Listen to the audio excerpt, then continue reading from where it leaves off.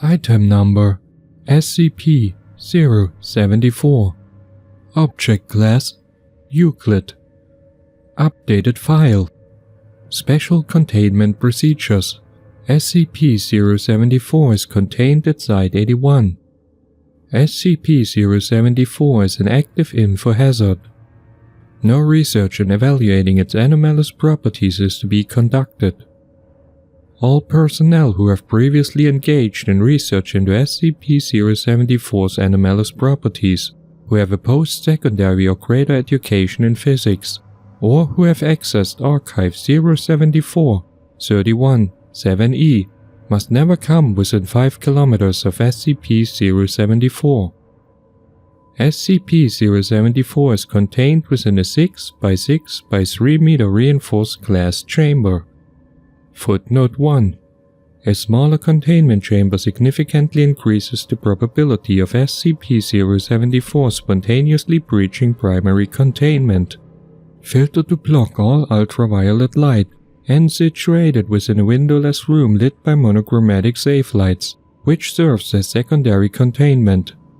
The containment chamber is to be surrounded with scaffolds bearing sheets of live cultured human skin, held parallel to the surface of the containment chamber, and arranged overlapping each other such that lateral coverage is at least 95%.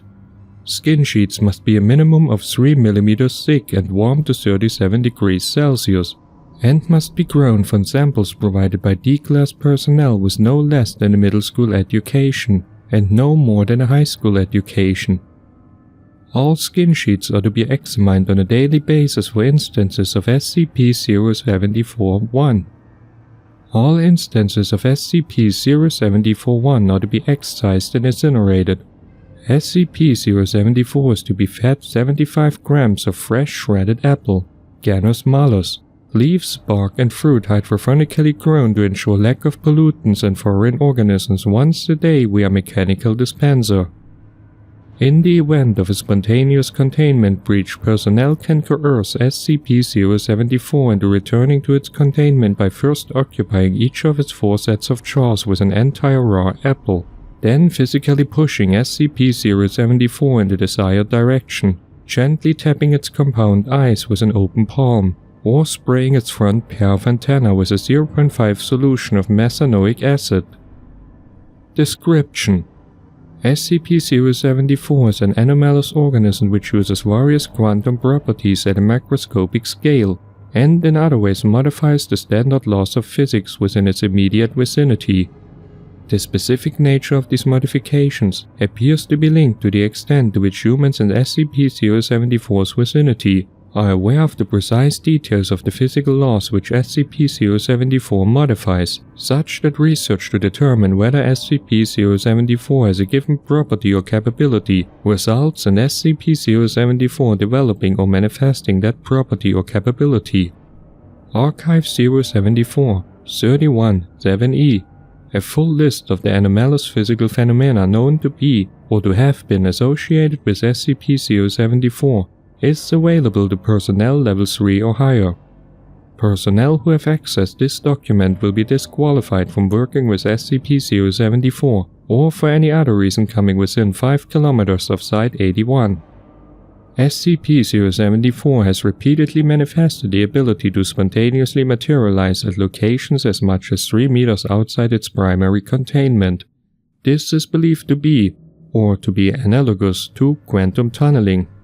Foundation etymologists have tentatively identified SCP-074 as belonging to the order Isopoda, commonly known as Woodlouse. Its inertial mass is approximately 1,700 kilograms, but its gravitational mass is approximately 375 grams. Its volume has been estimated at 1.7 cubic meters, approximately the size of a compact car. SCP-074 is female. Footnote 2. Although it lacks the typical isopod marsupium, a brood pouch in which eggs are incubated, and pathogenetic, periodically. Footnote 3. Approximately 1.3 times per hour when SCP-074 is shielded from ultraviolet light, and approximately 29.2 times per hour when SCP-074 is exposed to unfiltered daylight. The globular organ at the tip of its ovipositor luminesces and emits what was originally thought to be a form of non-ionizing radiation, but which has since been identified as coherent wave packets. Footnote 4. Personnel who properly understand the concept of wave packets are disqualified from working with SCP-074. Of the probability of one of SCP-074's self-fertilized eggs, henceforth SCP-074-1. Rifying. Footnote 5. Literally, becoming a thing, that is, spontaneously coming into existence. Instances of SCP-074-1 preferentially rify and incubate within the flesh of humans with knowledge of physics. Footnote 6. The rudimentary knowledge of physics which even poorly educated adult citizens of a technological civilization can acquire via cultural osmosis. For example, magnets can attract or repel each other. Matter is made of atoms. Light has a speed. Appears to be sufficient.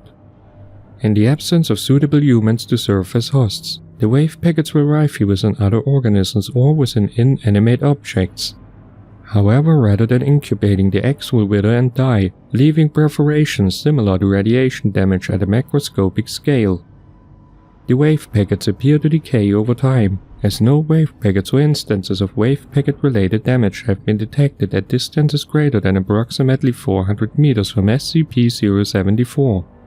The rate at which successfully incubated instances of SCP-074-1 mature appears to be dependent on the host's exposure to ultraviolet light.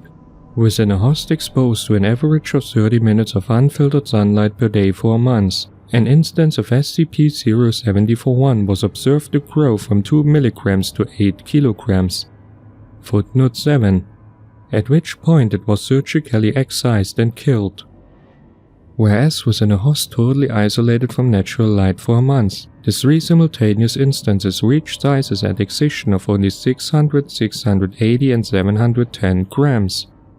The complete developmental history and life cycle of SCP-074-1, including how they emerge from their host and their size at emergence, is not yet known.